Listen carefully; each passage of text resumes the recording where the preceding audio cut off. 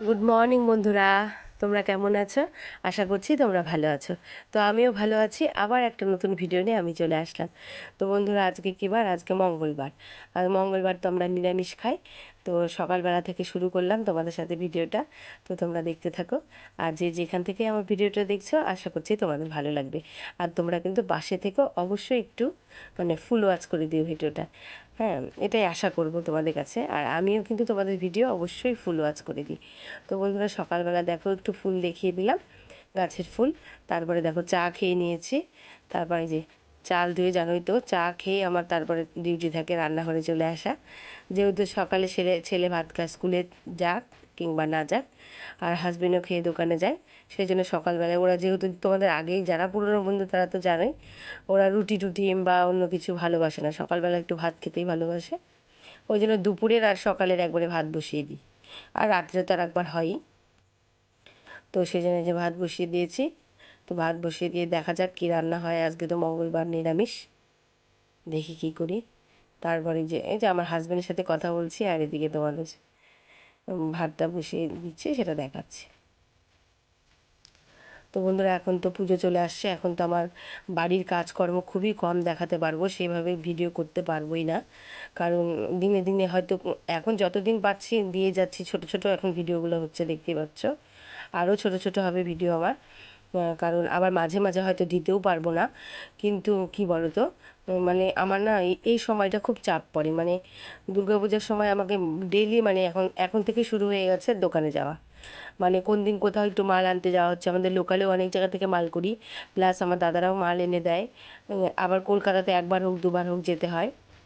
তো তোমরা অনেকে বলতে পারো যে দিদিভাই তোমার কিসের যাওয়ার দরকার, তোমার হাজবেন্ড গেলেই হয়। তোমাদের এর আগেও বলেছি যে আমার হাজবেন্ড কিন্তু মানে দীর্ঘ 25 থেকে 30 বছর সোনার দোকানে কাজ করেছে। ওর অতটা অভিজ্ঞতা বা চয়েসের ওপর অতটা মানে নিজে মানে কনফিডেন্স পায় না। আর যতটা কিনা আমি পাই, আমার দাদাদেরও কাপড়ের দোকান। তো আমি তোমাদের আগেই বলেছি, তো দাদাদের ওখান থেকে নিয়ে এসে আমি বাড়িতে কিন্তু ব্যবসা করতাম। মানে 1.5 বছর করেছি, লকডাউন হওয়ার পর আর করিনি। 1.5 বছর, হ্যাঁ, দেড় বছরের মতো আমি করেছিলাম। তো তখন থেকে আমার একটা ইচ্ছা ছিল ছোটো মোটো একটা, যদি জায়গা পায় একটা দোকান করব। তো ঠাকুরের আশীর্বাদে সেটা হয়েও ছিল।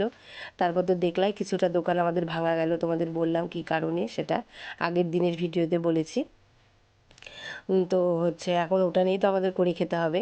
কারণ এখন এই দোকানের উপরে সব, যেহেতু আমার হাজবেন্ড এখন সোনার দোকান ছেড়ে দিয়েছে, এখন এটাই করি। ছেলে এখন পড়ার চাপ, নানান কথা ভেবে মানে আমার হাজবেন্ড বললো, না তুমি সংসারেই মন দাও আর ছেলের দিকে খেয়াল রাখো, এখন দোকানটা আমি করি। তো দোকানটা ভালো মতো টুকটুক করে চলছিল ভালোই। তো পূজার সময় এই একটু ভাঙা টাঙা পড়ে যাওয়ার, পূজার আগে একটু মনটা সবারই আমাদের খারাপ। আমাদের এলাকার সবার দোকানেরও হয়েছে, আর অন্য অন্য জায়গাতেও হয়েছে, তোমাদের তো বলেইছি। তো যাই হোক, কিছু তার করার নাই, কপাল। যতটুকু যা হয়েছে মেনে নিতেই হবে, এখন ওটার মধ্যেই করে খেতে হবে। তো এখন ওই যে মাঝে মাঝে মাল করতে যেতে হচ্ছে, এর মধ্যেই 2 দিন মাল করতে যাওয়া হলো।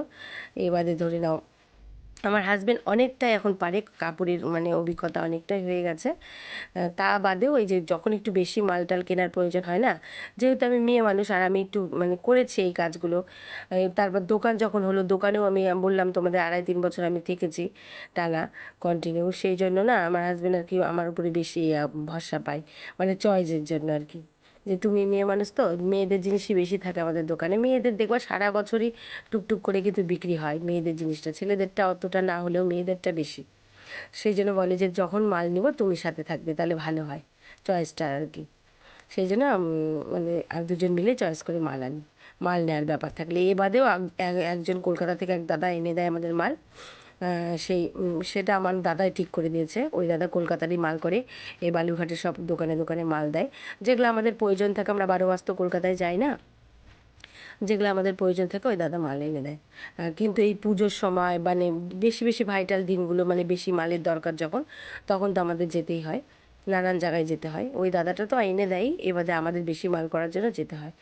তো বন্ধুরা আমি তো মাঝে মাঝে ওই জন্য এখন ছোটো ভিডিও দেবো, হয়তো মাঝখানে হয়তো তোমাদের বলেছি হঠাৎ ভিডিও দিতে পারবও না।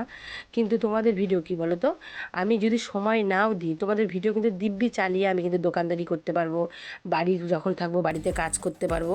আর ছোট্ট করে একটা কমেন্ট লিখে দেবো, কারণ বড় কমেন্ট তো অত গুছিয়ে লিখে দিতে পারবো না, কারণ আমি তো গুছিয়ে দেখবো না হয়তো, আবার কোনো সময় পেলে দেখেও নিতে পারি তাকায় থেকে আর কি। আর যদি ধরো তাকায় থেকে দেখার সময় নেয় মন দিয়ে, হয়তো আমি ছেড়ে রাখলাম, মানে বলতে চাচ্ছি আমি তোমাদের ফুল ওয়াচ আমি ঠিক দিয়ে দেবো আর ছোট্ট করে কমেন্ট লিখে দেবো। কারণ কি বলো তো, আমি ভিডিও দিই না দিই তো কারণ আমার বন্ধুরা দূরে চলে যাবে, সেটা তো আমি চাবো না না। কারণ কি বলো তো, খুব অসুবিধা না থাকলে হয়তো তোমাদের ভিডিও দেখলাম না, কমেন্ট করলাম না, বুঝতেই পারবা সেদিন এই দিদিভাই বা এই বোনের কোনো অসুবিধা আছে, ওই জন্য হয়তো ভিডিও দেখে কমেন্ট করেনি, মানে ভিডিও দেখতেও পারিনি, কমেন্টও করতে পারি। আর যেদিন দেখবো ছোট্ট করে কমেন্ট করা আছে, বাবা নিশ্চয়ই আমি দেখে নিয়েছি। আর এটা বিশ্বাস রেখো, আমি ফুল ওয়াচ করেই দেখে দেবো, কারণ আমার বড় করে এখন কিন্তু কমেন্ট লেখা সম্ভব না, যেহেতু এখন ব্যস্ত থাকবো আর কি বেশ কিছুদিন। এই পূজা মানে বাড়ির কাজ করেই আমার এখন দোকানে যেতে হবে। দেখো বাড়ির কাজও কিন্তু আমি তোমাদের সেইভাবে ভালো মতো দেখাতে পারছি না, অল্প অল্প করে দেখেই দেখো বিকালবেলা আবার যাচ্ছে আর এক জায়গায় মাল করতে। এর আগে আরেকদিন মাল করে আনলাম, তারপরে আরেকদিন গিয়েছিলাম, সেটা আবার করা হয়নি ভিডিও, মানে মোবাইল আমি নিয়ে যাইনি, সেটা করা হয়নি। তো আজকে আবার নিয়ে যাচ্ছি মোবাইলটা, তো ভাবলাম যে করে নিই। তো বিকেলে বেরিয়ে গেছি 5টার দিকে, তখন মাল করতে আর কি এক জায়গায় যাব, মালটাল করে নিয়ে আসবো। তারপর তো কলকাতায় যাওয়ার কথা, এর মধ্যেই 14 তারিখে আমাদের যাওয়ার কথা। হ্যাঁ, তো দেখি কী হয়। এ বাদেও আমার দাদারা গেছিলো, এর মধ্যে মানে কিছু মাল করতে দিয়েছিলাম, সেগুলোও নিয়ে আসলো। সবচেয়ে বড় কথা কী বলো তো বন্ধুরা, আমাদের না দোকানটা ছোট হয়ে যাওয়াতে এখন খুব অসুবিধা হচ্ছে, মাল রাখবো কোথায়? বাড়িতে অলরেডি অনেক মাল যেন স্টক আছে, সেগুলোও নিয়ে যায়, রাখার উপায় নাই। এ বাদে নতুন ধরো মাল থাকা সত্ত্বেও তো পুজোর সময় নতুন কালেকশন করতেই হবে, সেই মালগুলো রাখবো কোথায়? আমরা হাজব্যান্ড ওয়াইফ ওই চিন্তা করছি দিন রাত। একটা দোকান থাকলে যে কত টেনশান, আর আমাদের দুজনের মিলে বেশি আর কি এটা করতে হয়, তো এটা মানে দোকানের উপরে যথেষ্ট, মানে এই সময়টা আমাদের ইনভলভ থাকতে হয়।